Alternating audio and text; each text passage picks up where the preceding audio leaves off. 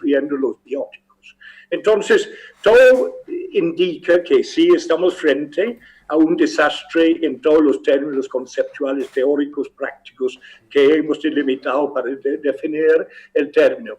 A la vez reconocemos que es distinto, pero también hemos reconocido que hay desastres de lo que llamaban lenta ocurrencia o rápida ocurrencia, o desastres relacionados con eventos tecnológicos, antropogénicos, socionaturales o naturales, son distintos en muchos elementos, aun que tengan todos los elementos genéricos en común.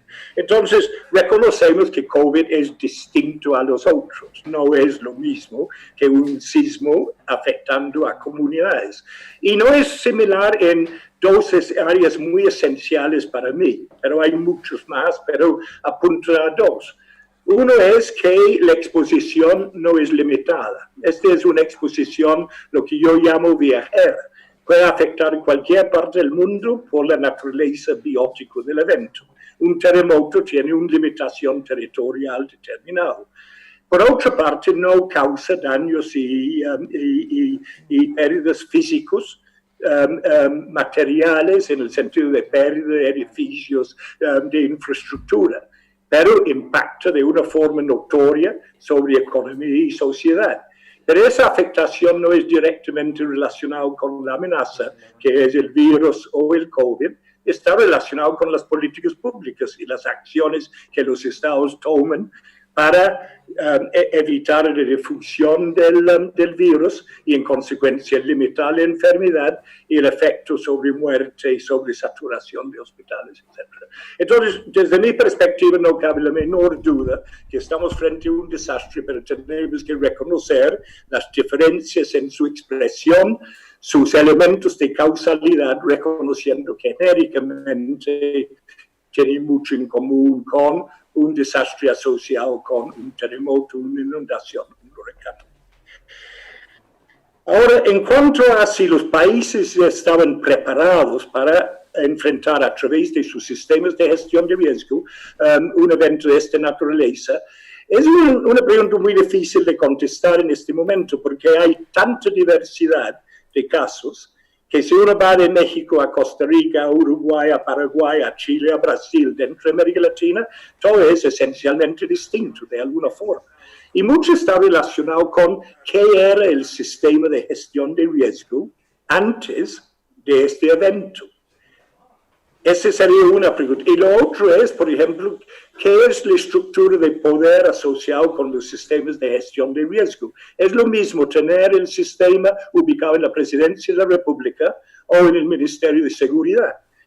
Y nada más pongo estos para las preguntas que tenemos que hacer sobre eficacia, eficiencia. Yo creo que en general lo que está en juego aquí es, como dijo Barack Obama, con frente a los Estados Unidos, estamos frente a un caos absoluto. Lo que quiere decir un catástrofe en términos de la respuesta del Estado. Y yo creo que en general es de esperarse que los sistemas no estaban preparados para este tipo de evento.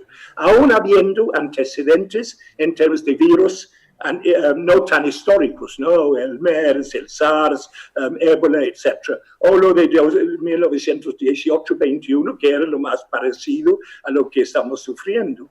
Pero cuando ve la reacción, parece que no está incorporado la idea de una pandemia en los planes de acción y los preparativos de los sistemas.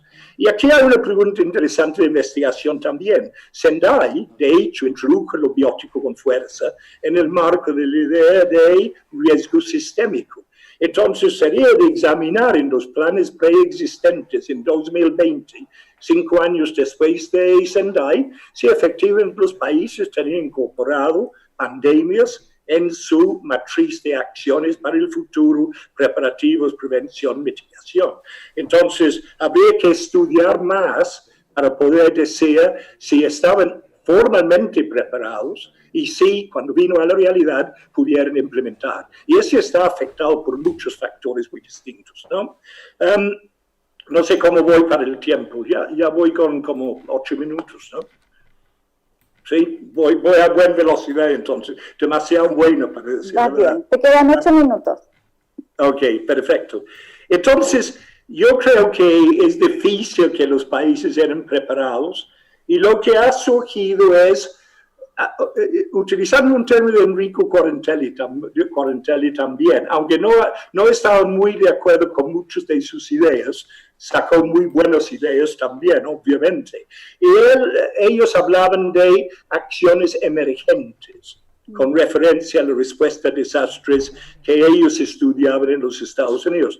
Lo emergente se hacía referencia en su terminología a instituciones y organizaciones que en principio no fueron definidos de acuerdo con su participación en desastres, pero que emergían durante un desastre para atender necesidades. Por ejemplo, el sector público que prestaba máquinas para remover escombros o tierra durante terremotos, que ese equipo no estaba para eso, pero lo prestaban.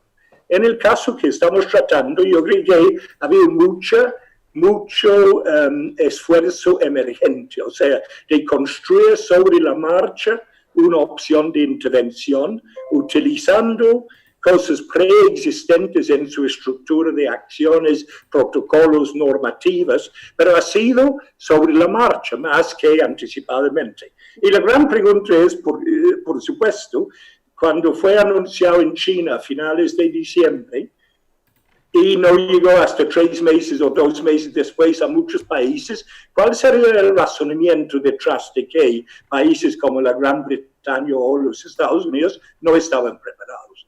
Entonces, eso entra ya en el mundo de investigación de cultura, actitudes, percepciones, si este era un evento de los países en vías de desarrollo, como MERS y SARS y ébola fue considerado. No atrajeron los grandes billones de dólares que atrae este tipo de evento, porque había alguna consideración de a quién afectan, ¿no? Bueno, con eso pasamos tal vez a la tercera, que es tal vez la más difícil de entrar.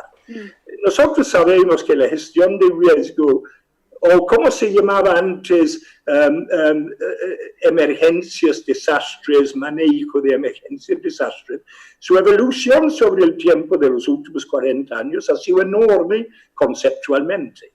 No es lo mismo que hace 40 años.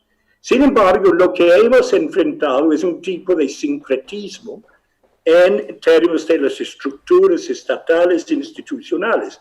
Comenzó con preparativo, bueno, con respuesta, después preparativo, que era íntimamente relacionado, pero después evolucionaba a ideas de prevención, mitigación, después reducción de riesgo, y hoy en día tenemos esta nueva terminología de lo correctivo, prospectivo, reactivo, compensatorio. Entonces, lo que quiero decir con eso es que la gestión de riesgo de desastres, como lo conocemos hoy en día, es sumamente más compleja de lo que era hace 40 años. Involucra muchos distintos actores sociales que tienen que coordinarse, identificar claramente sus roles, sus funciones, los recursos que quieren dedicar. A la vez tenemos, a través de Sendai, la promoción de la noción de riesgo sistémico, que es que todo está relacionado con todo. Y cuando vemos COVID, sabemos que si viene un terremoto, si viene un huracán, si viene una inundación, la complejización es enorme en términos de respuesta y prevención, mitigación anterior. Entonces, frente a esto, uno está convencido personalmente que necesitamos un nuevo paradigma. Necesitamos hasta aceptar que cuando hablamos, por ejemplo, de gestión prospectiva y gestión reactiva, estamos hablando de dos áreas de competencia muy, muy distintos, con actores sociales distintos y ligazones con el proceso de desarrollo muy distintos. Entonces, para dar un poco de movimiento hacia Magdalena con su particular preocupación con lo urbano, una de las cosas que estamos identificando en esta visión desde el desarrollo del riesgo de desastre, o sea, que el riesgo de desastre es un desarrollo no logrado, un desarrollo incompleto, un desarrollo skewed development, como en inglés. Reconocemos que hay procesos de fondo generados en los procesos de desarrollo territorial, urbano, sectorial, etcétera, que conducen a las condiciones de riesgo y desastre que enfrentamos. Entonces, hemos reconocido en ciudades, por ejemplo, que el funcionamiento del mercado de tierra, la renta urbana, la segregación socioespacial, la desigualdad, la pobreza, ha conducido a condiciones donde muchos pobladores de escasos recursos se ubican en zonas marginales, excluidos, con poco acceso a servicios de sanitación, de agua, y en zonas donde pueden acceder a la tierra, que son las zonas principalmente con amenazas de inundación, de sufrimiento mayor, de sismos, de deslizamientos, etc.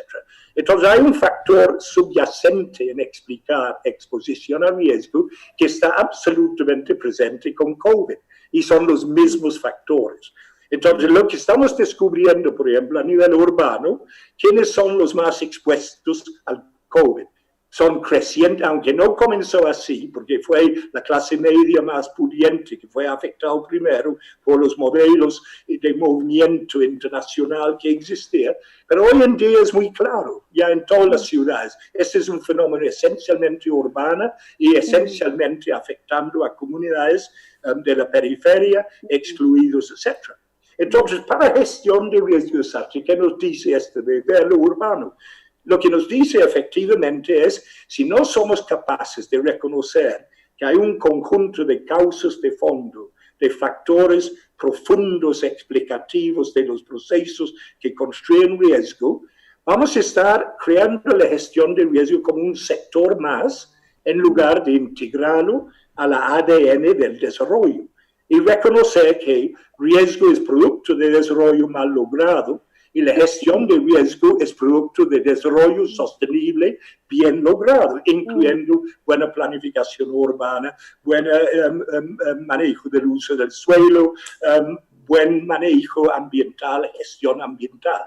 Entonces, para mí, el gran desafío hoy en día es reconocer profundamente que hay muchas causas de fondo en común entre crisis de distinto tipo, incorporar esto en una visión de riesgo más genérico, de lo cual riesgo de desastre forma una parte, pero también riesgo crónico o riesgo del cotidiano, que es lo que afecta a billones de poblaciones sin tener un evento físico extremo. Día por día es la lucha para la sobrevivencia. Si no reconocemos la comunalidad de estas cosas y creamos gobernanzas que reconocen eso y instituyen sistemas de gestión de riesgo íntimamente ligados al proceso de planificación del desarrollo, entonces vamos a estar enfrentando COVID en el futuro con más y más insistencia, precisamente por lo sistémico del riesgo y la complejidad de su interactividad y su forma de expresión. Y en consecuencia, para mí, hay una necesidad de un burumbum paradigmático, construido sobre nuestro conocimiento de causa y que ha sido evadido hasta el momento. Esto lo hemos hablado 40 años, no es nada nuevo, nada más que los sistemas quedan más o menos como eventualidades evolucionadas con muy buenos avances en muchas cosas, pero no tocando las causas de fondo. Y hasta que tocamos las causas de fondo de una forma común, crisis como la crisis financiera o la crisis de salud de COVID o la crisis asociada con un gran evento o con cambio climático van a seguir impactando de una forma desmedida cuando en teoría tenemos una idea sobre la solución. Entonces yo creo que ya absorbí mis 15 minutos, he sido bastante indicativo, pero yo creo que tal vez Magdalena en lo urbano puede, desde lo que acabo de decir, construir un argumento mejor armado y con un poco más de tiempo. Bueno, les agradezco mucho y hasta luego. Sí, gracias Alan, la verdad es que tengo más preguntas para ti, justamente en función de lo que estabas mencionando, que durante los últimos meses hemos podido constatar que existe una estrecha relación entre los problemas derivados de la pandemia y la manera en que hemos construido nuestras ciudades, especialmente en Latinoamérica, donde en promedio el 80% de la población vive en áreas urbanas. Entonces se ha planteado que la crisis sanitaria ha derivado en una crisis urbana. En tanto se han agudizado los problemas que arrastran nuestras ciudades por décadas, como tú mencionabas, mencionaste la problemática de la segregación y la inequidad en el acceso a las oportunidades sociales, culturales y económicas que brinda la ciudad. Podemos constatar también que por un lado este acceso a las oportunidades que brinda la ciudad está determinado por las condiciones de movilidad cotidiana de las personas, que afecta diferenciadamente a los residentes de las grandes áreas metropolitanas en Latinoamérica, según limitaciones temporales, limitaciones físicas, económicas o incluso funcionales de cada persona. En Santiago de Chile, por ejemplo, los habitantes de las comunas periféricas pueden demorar hasta 2 horas en promedio en trasladarse en transporte público a sus trabajos, comparado con otras comunas del cono de alta renta, por ejemplo, donde en promedio esa distancia no supera 1 hora. Entonces, este gran tiempo en el transporte público también aumenta condiciones de vulnerabilidad frente al contagio. Por otro lado, en pandemia se hacen más críticas aún las condiciones de densidad, de hacinamiento, de precariedad en el acceso a la vivienda y a la vivienda bien localizada y bien servida. Tú mencionabas el tema del acceso al agua potable, algo tan básico como poder lavarse recurrentemente las manos para evitar contagios. Hoy día es algo prácticamente imposible para un alto porcentaje de la población latinoamericana. Y bueno, condiciones como la falta de privacidad, la falta de ventilación, de iluminación, hacen prácticamente imposible cumplir con los protocolos de distanciamiento físico, con el confinamiento. Entonces, en la discusión pública ha vuelto a cobrar importancia el concepto de barrio como unidad básica de la ciudad, en el cual los residentes de los barrios y quienes trabajan ahí no solo pueden conformar una comunidad cohesionada, sino que también encuentran a la mano los servicios y equipamientos para satisfacer sus necesidades cotidianas de abastecimiento, de salud, de educación, incluso de esparcimiento, de ocio. Tú hablabas de la planificación urbana y claro, como la definió John Friedman hace ya varios años, ¿cierto? La planificación urbana busca orientar el desarrollo de las ciudades mediante, por un lado, la integración del conocimiento técnico, pero por otro lado, mediante la acción colectiva, ¿cierto? La planificación urbana es, de alguna manera, es política pública, técnicamente asistida. Y es justamente, como mencionabas tú, una actividad prospectiva, porque busca visualizar un futuro desarrollo, una futura transformación de una ciudad mejor, incorporando a los distintos actores en la configuración de esa visión. Entonces podemos plantear que en estos nuevos como desafíos para definir el riesgo desde una perspectiva más sistémica, la planificación urbana cumple un rol fundamental en esta gestión integrada del riesgo de desastres, especialmente en estos contextos de pandemia y cambio climático. Y bueno, ahí quería como llevar estuve leyendo, repasando algunos textos y leyendo un texto que publicaste hace poquito, hace algunas semanas, donde planteabas que de la misma manera que los planes de reconstrucción y recuperación posteriores a los desastres, producto de eventos como terremotos, como huracanes, aluviones, deben buscar reducir y no reconstruir o repetir los niveles de riesgos negativos para aumentar así la resiliencia. Los planes de recuperación pandémica también deben considerar cambios en las áreas urbanas, en las viviendas, en las escuelas, en los sistemas de transporte público, etcétera, lo que puede conducir a una menor exposición y vulnerabilidad en el futuro. Entonces ahí tengo como otra gran pregunta que yo sé que requiere mucho tiempo de contestar y quizás todavía no estamos ahí para contestarla, pero por lo menos una primera aproximación a cuáles crees tú que deben ser las prioridades en esta agenda de recuperación, de reconstrucción post-pandemia en las ciudades latinoamericanas. Bueno, una cosa, hay muchísimas cosas y te agradezco mucho el seguimiento del argumento. Para mí hay una pregunta, esta es una región 82% urbanizada hoy en día, en América Latina con sus variaciones de 90 y pico en Uruguay hasta 40 y pico en algunos países, pero el promedio es 82%. Pero el crecimiento a futuro de las ciudades no va a ser en los grandes metrópolis. Está ya conocido que el proceso es más ciudades menor de 1 millón de población con fuerte concentración en 100 a 500,000. Que en esta discusión de correctivo prospectivo, y aquí hay que tratar el riesgo de una forma integral sistémica. Yo no tengo la menor duda que vamos a estar enfrente en el futuro con los procesos mismos que hemos construido de destrucción del ambiente, relación animales, humanos en territorios nuevos, etcétera, con más virus, ¿no?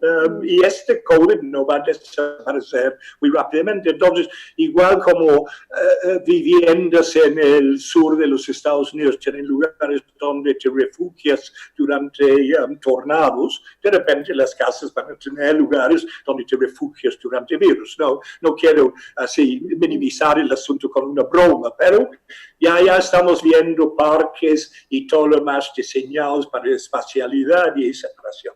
Entonces, lo prospectivo se vuelve absolutamente fundamental. O sea, ¿qué es lo nuevo que vamos a construir? Porque lo correctivo ha terminado en desastres muchas veces en lo urbano. Cuando ofrecemos oportunidades de reubicación, reasentamiento a poblaciones en condiciones de marginalidad junto a un río que permanentemente se inunda, nieguen ella, porque hay una lucha entre riesgos y prefieren resolver riesgo cotidiano que riesgo de desastre. Y muchas áreas donde han movido gente es para renovar la ciudad bajo el marco de desarrollo, o sea, grandes compañías con mucha plata recondicionan la tierra y ahí la renta urbana funciona. En las nuevas ciudades del futuro, uno esperaría que uno pueda hacer mucho más que en ciudades metropolitanas donde hasta en gran parte todo está osificado, ¿no? Ya es muy difícil pensar reducir el riesgo de daños por un sismo en Quito a corto plazo de una forma significativa, sencillamente que no hay plata para retrofit tantos edificios o cambiar la localización. Entonces, con COVID integrado con sismos, necesitamos pensar la ciudad tal vez en formas distintas. Ahora, la dificultad es la lógica del desarrollo urbano, porque sabemos muy bien hacia una lógica no muy planificada, aunque se hablaba de planificación. Planificación, cuando yo estuve en los 60s, 70s, yo fui parte de la Sociedad Interamericana de Planificación con Guillermo Gaiza y otros en el grupo directivo. Ese desapareció durante décadas. Solamente ahora está volviendo con cierta fuerza. Pero hay un desafío, es un desafío integrado, es un desafío de ver y la forma endógena y exógena las cosas. Estas cosas, el virus es un enemigo, como un sismo no es un enemigo. El enemigo somos nosotros mismos en nuestra incapacidad de lidiar en la sociedad con el desafío que representa y legalmente representa, ¿no? Nadie puede negar a un sismo su existencia, ¿no? Nadie lo va a criticar porque no debe estar aquí, está. Entonces yo creo que hay un ámbito muy grande de ordenamiento urbano, de construcción de viviendas, de espacialidad en sistemas de transporte público y muchas otras cosas que son tan relevantes para COVID, como para un sismo o una inundación, y riesgo en general, ¿no? Ese es un poco el punto, riesgo desde una perspectiva genérica, buscando las especificidades, pero no construyendo el riesgo de forma inductiva como la suma de riesgos independientes. Ningún riesgo es independiente, todos están interrelacionados. Ahora, cómo separarlo y cómo tratarlo es otra cosa. Gracias. Invitamos a los asistentes a la conversación a hacer sus preguntas por medio del chat de Zoom y los chats de las redes sociales de Sigiden en Facebook y YouTube. Pueden hacerle preguntas tanto a Alan Lavelle como a Rodrigo Cienfuegos y a mí. Por mientras van preguntando los asistentes, Alan, yo quería preguntarte qué piensas de toda esta nueva como aproximación o esta mirada que de alguna manera hace una crítica a las políticas y a esta gobernanza como top-down, ¿cierto? Muy vertical, muy centralista, muy propia de las estructuras gubernamentales latinoamericanas, a formas de gobernanza más horizontales, más bottom-up, como se dice, y mayor involucramiento de los distintos actores involucrados en las tomas de decisiones y a los cuales repercuten las tomas de decisiones en el largo plazo de las ciudades. ¿Qué importancia tienen en la gestión del riesgo?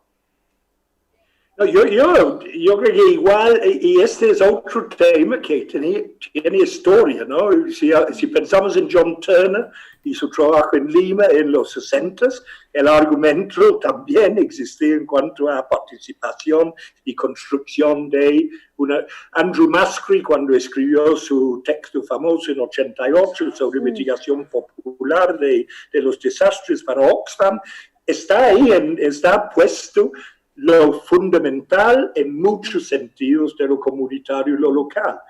A la vez hay que reconocer, y por eso la democratización de los procesos, la participación amplia es tan importante, reconocemos que gente en comunidades, localidades, tienen muy poco control directo sobre el riesgo de desastre, porque es producto de procesos que existen en lo internacional, lo nacional, etc.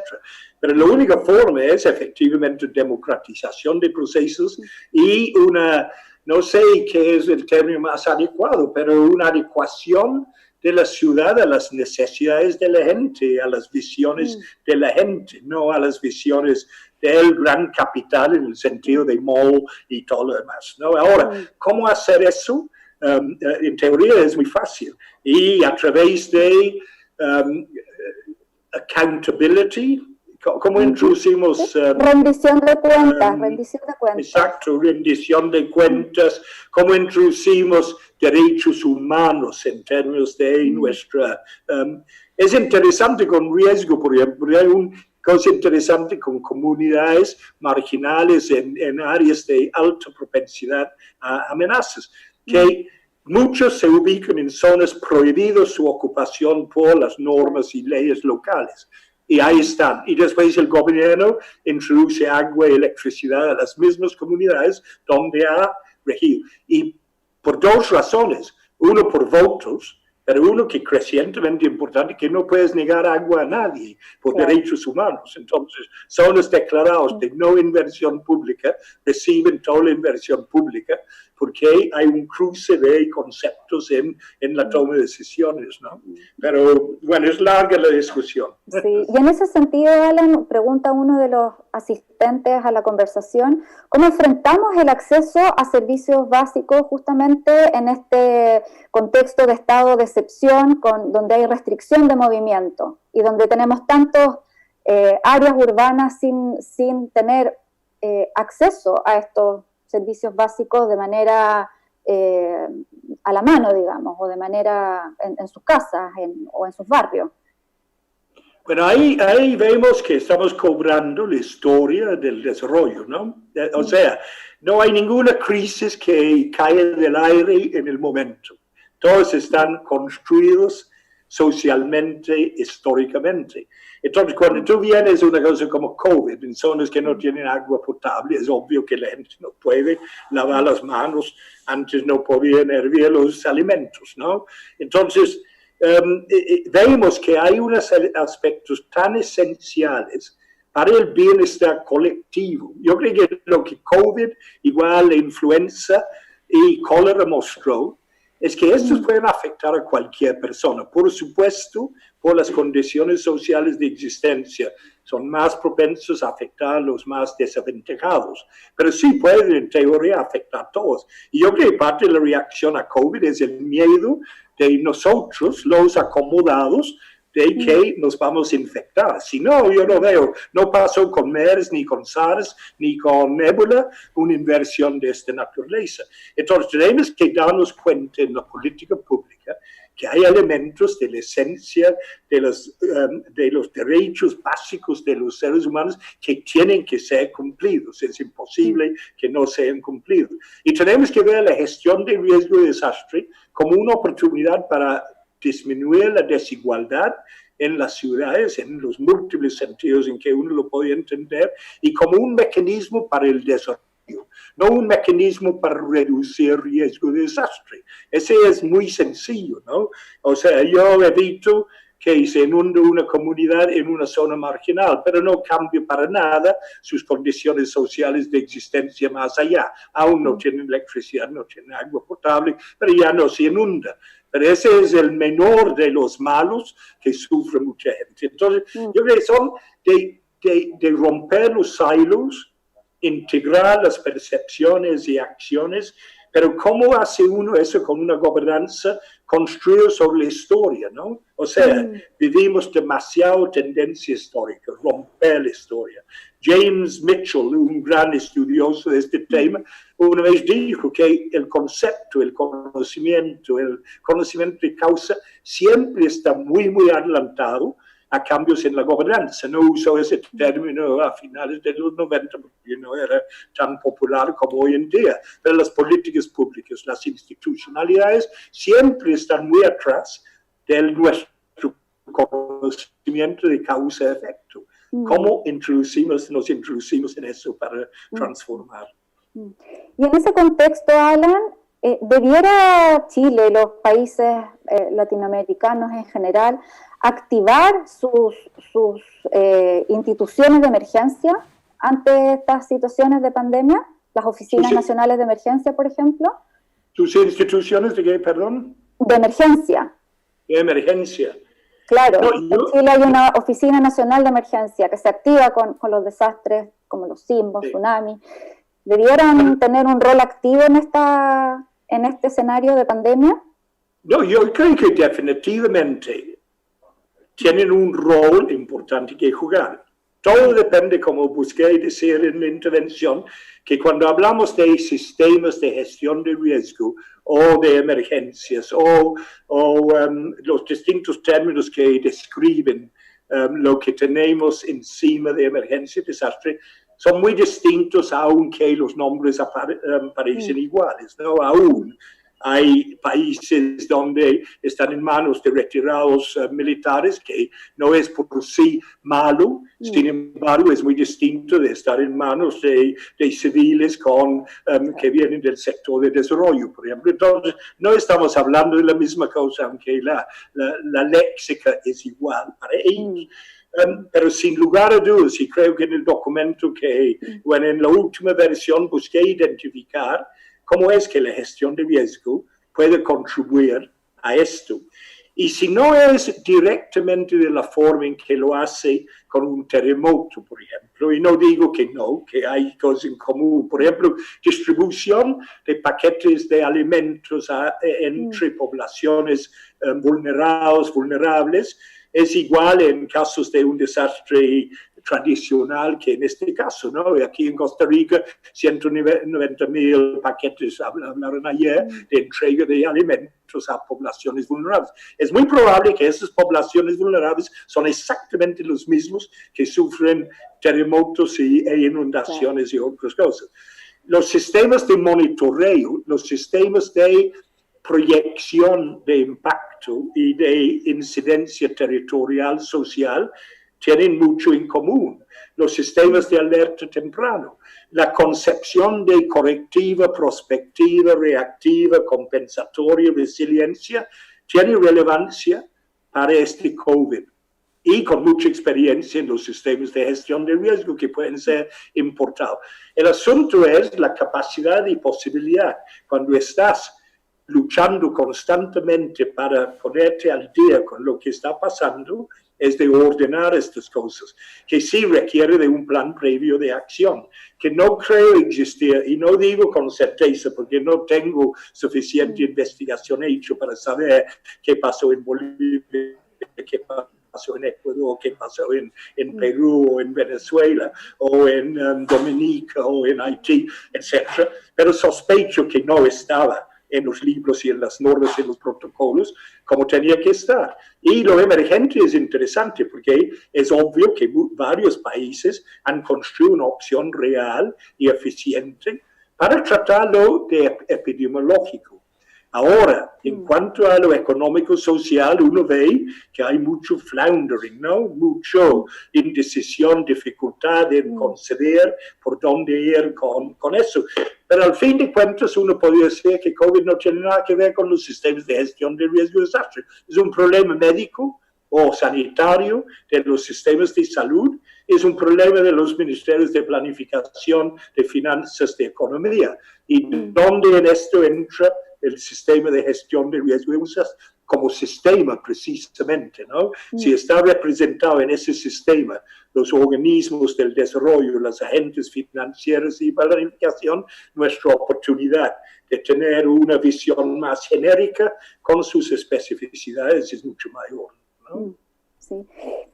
Tenemos otra pregunta de los asistentes, Alan, que plantea que si bien la pandemia COVID-19 ha golpeado más fuertemente a las ciudades, ¿qué pasa con las comunidades rurales, campesinas e indígenas en América Latina, siendo que tienden a ser cada vez más urbanas, pero muchas de ellas no encajan con las políticas urbanas neoliberales? ¿Existen estudios en gestión de riesgo en específico para estas comunidades rurales, campesinas e indígenas? Bueno, yo creo que la evidencia también parcial que uno tiene por lo que uno lee y la información que llega, aunque es predominantemente urbano, yo creo que las estadísticas sobre contagio serán predominantemente en una proporción muy alta urbana y dentro de eso en una proporción muy alta entre grupos, como en los Estados Unidos, las comunidades negras de color, inmigrantes latinos, dominan el espectro de contagio, etc. En la India, en África también, bueno, en África eso no sería una comparación válida, pero es en lo urbano y en comunidades. Pero en América Latina, por ejemplo, en la provincia de Loreto, Iquitos y todas esas zonas en la Amazonía es tremendo, porque de COVID se combina con condiciones sanitarias inadecuadas y la incidencia del dengue, del cólera, del Zika, etc., ¿no? Entonces, y en áreas desprovistos de servicios básicos en mucho mayor grado que en la ciudad.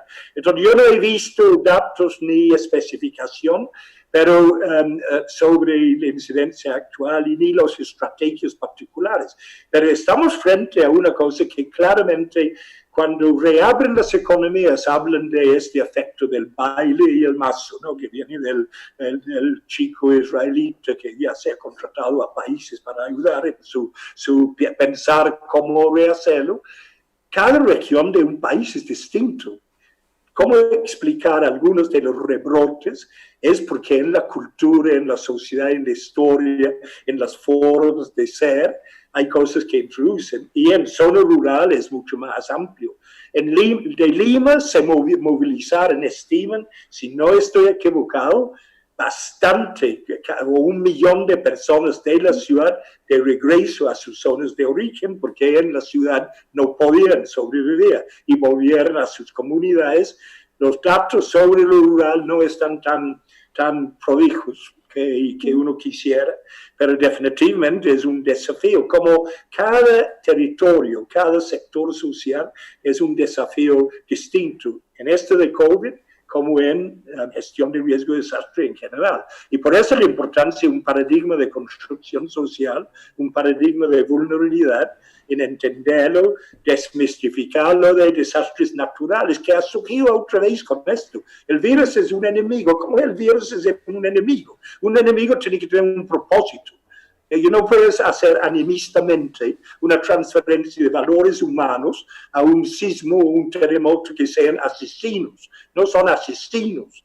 Que maten es otra cosa, pero ser un asesino es un acto deliberado. Nosotros hacemos actos deliberados, ¿no? Bueno. Hay justamente otra pregunta sobre la vulnerabilidad, los factores subyacentes a la vulnerabilidad y la resiliencia urbana. Te preguntan, Alan, ¿cómo medir la resiliencia urbana?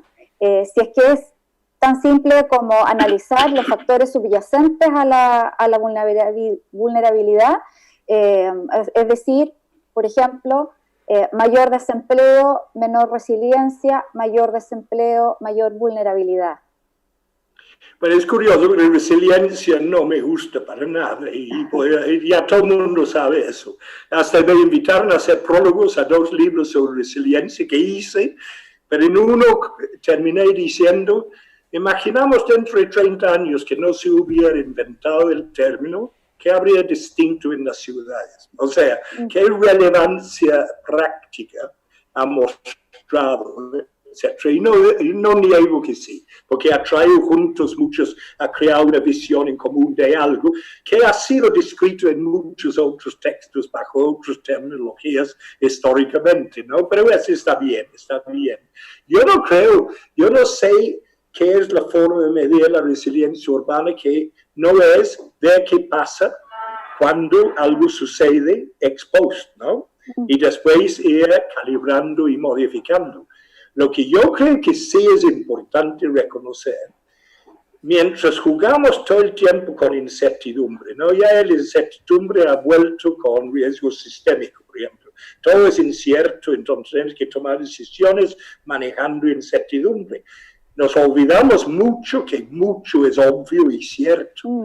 Y yo creo que si mientras en la ciudad, en el campo, en los países, no podemos satisfacer las cosas que son obvias. Tenéis que tener servicios básicos para toda la población. Tenéis que tener acceso.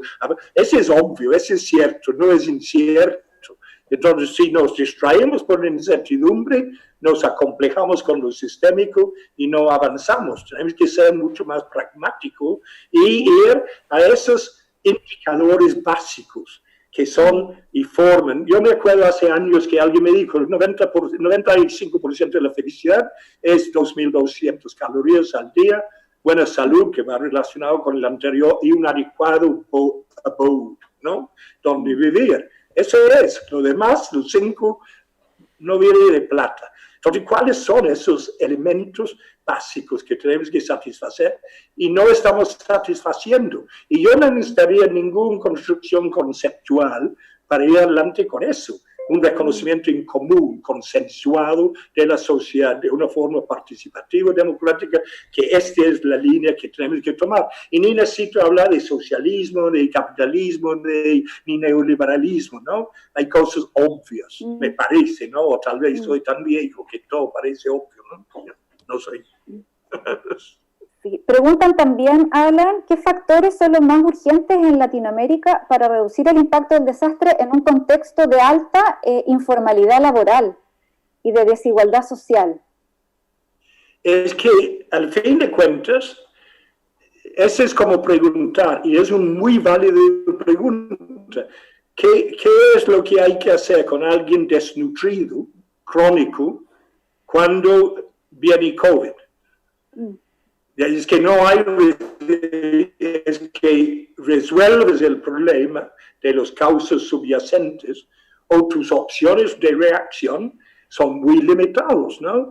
Quienes no tienen acceso a la salud en los Estados Unidos, quien no lo tuvieron en Italia, en la Gran Bretaña, los que no tienen seguros médicos, que no tienen, etc.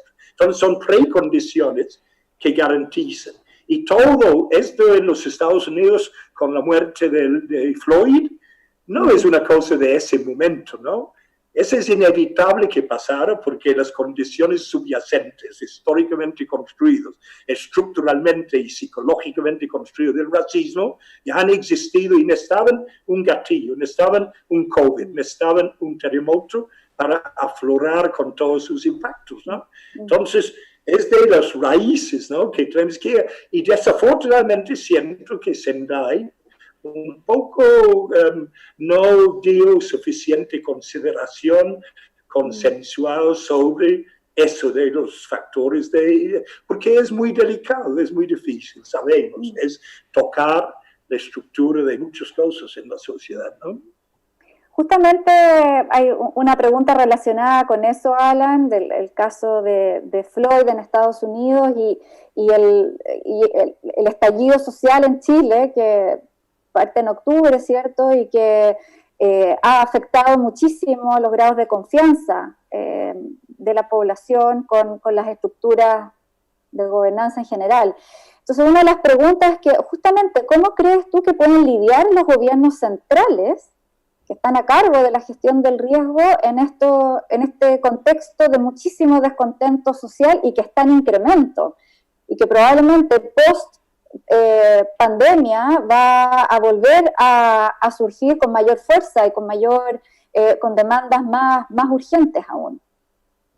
Pues es que hay mucho remar contra corriente, ¿no? Porque una organización e institucionalidad cuyo objetivo fundamental fue responder a crisis, ¿no? Llámalos desastres, catástrofes, lo que sea, crisis.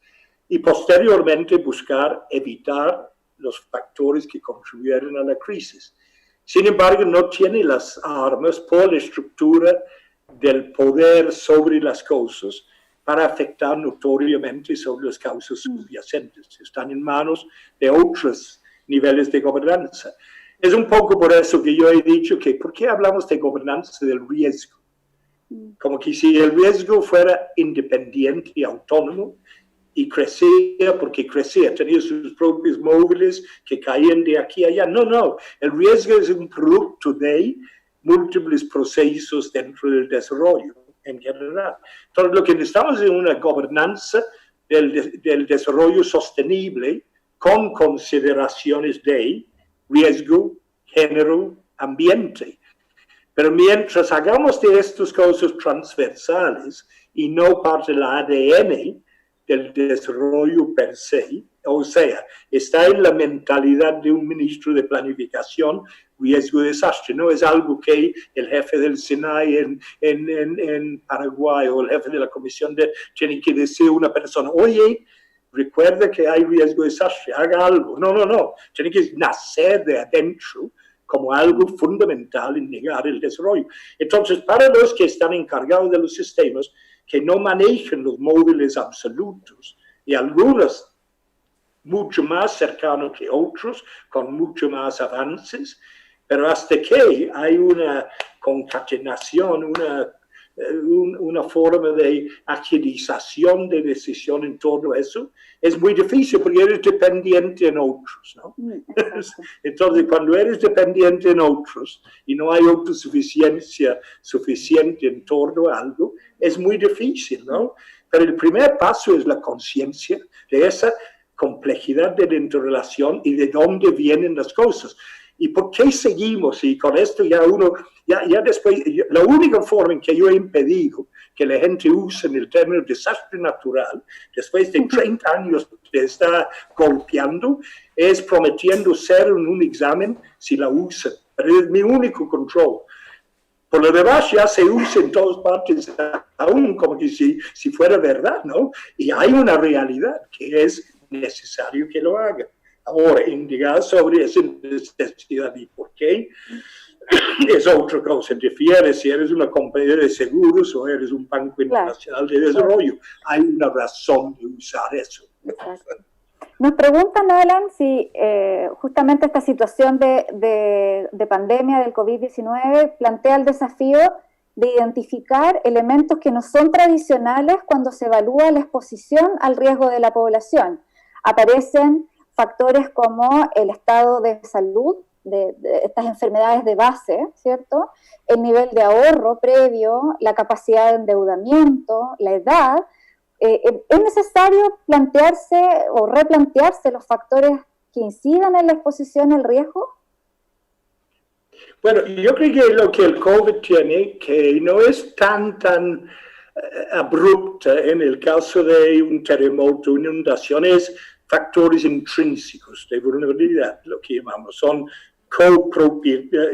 tú eres copropietario de eso porque nacieron contigo o son parte de tu quehacer, de tu sujeto. Entonces, sistemas inmunológicos, porque tu ADN es bueno y no, sabemos la influencia de estos factores sobre la salud de los individuos con cáncer, con ya la herencia. Y con COVID es obvio que si es tipo de sangre o si es su sistema inmunológico o si tienes deficiencias hepatéticas, pero de nacimiento, ¿no? Hay muchos, eso sí influye. Pero lo importante es que ese no es manejable, ese no es intervenible, ¿no? Porque viene contigo. Si a ti, como a mí, yo no tengo un vaso, entonces yo soy muy susceptible desde los 9 años y no hay nada que hacer. Yo no puedo reemplazar el vaso. Entonces te quitan un pulmón, no puedes hacer nada.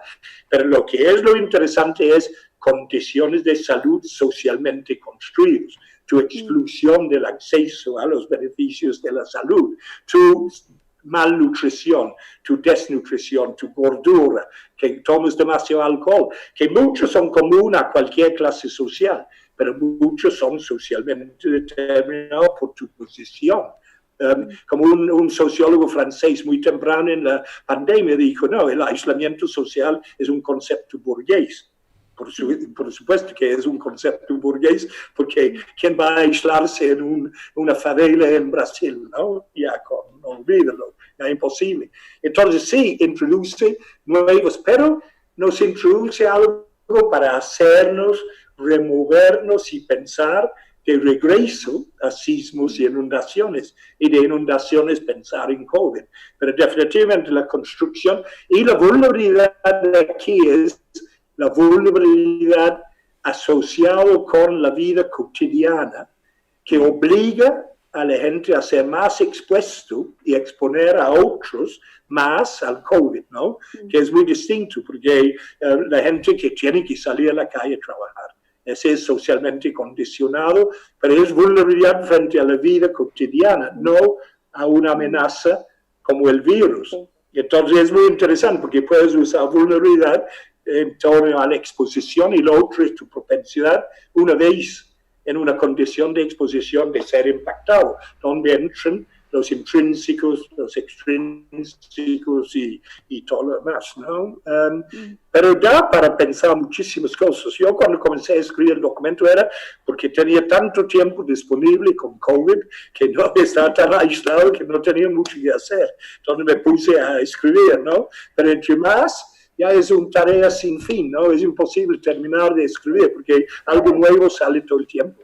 Y entonces yo invito a la gente a colaborar en una reflexión continua, una discusión de este tipo que es maravilloso, y seguir así, pensando en el futuro, ¿no? Esa transformación que se habla mucho ahora con la resiliencia, que transformémonos, ya, ¿por qué no? Justamente, Alan, en esta consideración de reflexión colectiva, tenemos una última pregunta para ir cerrando, que se plantea qué rol cumple la memoria, las lecciones aprendidas, el tener que documentar lo que estamos viviendo para que luego se puedan incorporar mejoras y que nadie se olvide de lo que hemos vivido, para que tomemos las medidas necesarias y así evitar sufrir nuevas crisis con magnitudes similares.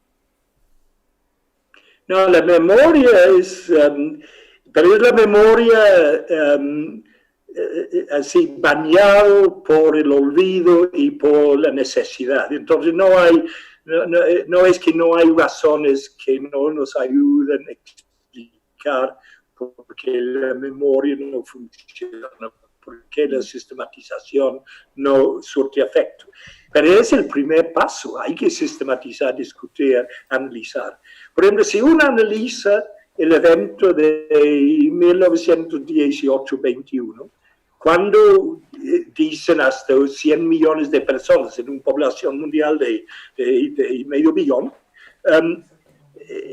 ¿por qué eso no quedó registrado con más insistencia? Porque casi en muchas cosas es paralelo a esto.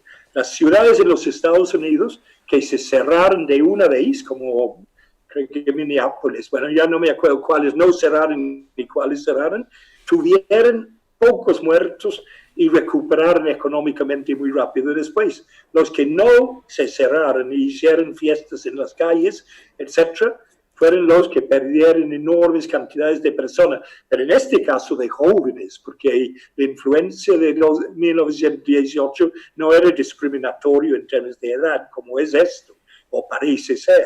Eran muchos jóvenes que murieron en muchas circunstancias, ¿no? Entonces para mí, sistematización, análisis, lo que hemos llamado forense, ¿no? Ponernos a descubrir, a sistematizar las causas de fondo profundos que expliquen las cosas y buscar aplicarlos a través. Y ahí, sí, lo local entra otra vez. Estamos viendo unos casos maravillosos de funcionamiento de grandes comunidades de gente marginada, excluido. En Mumbai, por ejemplo, la BBC publicó uno, donde tienen controlado el COVID en un asentamiento de 500,000 personas, ¿no? Es de los más grandes asentamientos únicos y tiene muy baja incidencia por el trabajo interno de la comunidad con el staff médico, por supuesto, muy cercano, etc. Entonces, yo creo que nos va a abrir múltiples áreas de investigación. Lo que no tenemos que hacer, que temo estamos haciendo, es que tenemos que poner COVID en todo, ¿no? Seamos discriminatorios, ¿no? Ya estamos covidados, ¿no? Ya va a ser así todo. Yo he leído unos documentos de agencias internacionales cuando es tan forzado la forma de introducir esto al que hacer diario, ya que ser un poco más reflexivos, ¿no? Sospecho. Muchas gracias, Alan. Vamos a ir finalizando esta magnífica conversación, este primer encuentro del ciclo de conversaciones SIGIDEN, repensando la gestión del riesgo de desastre y resiliencia, aunque no le guste el concepto a Alan. Quiero agradecer a los más de 200 asistentes presentes en la conversación de hoy. Te cuento, Alan, que hemos tenido asistentes de Guatemala, de Brasil, de México, de África, Mozambique, de Chile, por supuesto. También me piden que nos disculpemos porque al principio, en los primeros minutos, no estuvo muy fluido el audio en Facebook y YouTube. Es parte del aprendizaje de llegar a públicos diversos en las redes sociales. De todas maneras, la conversación de hoy va a quedar disponible en las redes sociales de SIGIDEN para quienes quieran revisitarla. Ha sido, como decía Alan, una conversación sumamente interesante donde hemos revisado cómo la situación actual de pandemia está tensionando, ¿cierto?, la definición conceptual de la gestión del riesgo de desastre, la importancia de asumirla como una aproximación que tiene que ser multidimensional, que tiene que ser multiactoral, que tiene que surgir desde diversas dimensiones y con mucho énfasis, ¿cierto?, en cómo incorporamos el sentir, el capital social, ¿cierto?, de las comunidades afectadas, incorporándolas como a un nuevo paradigma de la gestión del riesgo de desastre. Así es que nuevamente muchas gracias. Aprovecho de dejarlos a todos cordialmente invitados a nuestro próximo encuentro del ciclo de conversaciones SIGIDEN. Vamos a realizarlo el miércoles 29 de julio de 12 a 1 y vamos a contar con la presencia de la doctora Iracema Alcántara, académica del Instituto de Geografía de la Universidad Nacional Autónoma de México y miembro del Comité Asesor Internacional de SIGIDEN, quien va a conversar con el doctor Manuel Tironi, académico del Instituto de Sociología de la Pontificia Universidad Católica de Chile e investigador de SIGIDEN. Muy buenas tardes a todos, que tengan un muy buen día y nuevamente muchas gracias, Alan. No, muchas gracias a ustedes y quienes asistieron a la conversación. Seguimos hablando. Un gusto. Gracias. Gusto. Chao, un abrazo. Cuídate mucho. Sí, definitivamente. Bueno, hasta luego. Muchas gracias. Muchísimas gracias, Alan y Magdalena. Muy buena la conversación. Un gusto. Gracias, Magdalena. Un gusto conocerte. Igualmente, Alan. Hasta la próxima. Ok, chao. Cuídense. Y disfruten el almuerzo.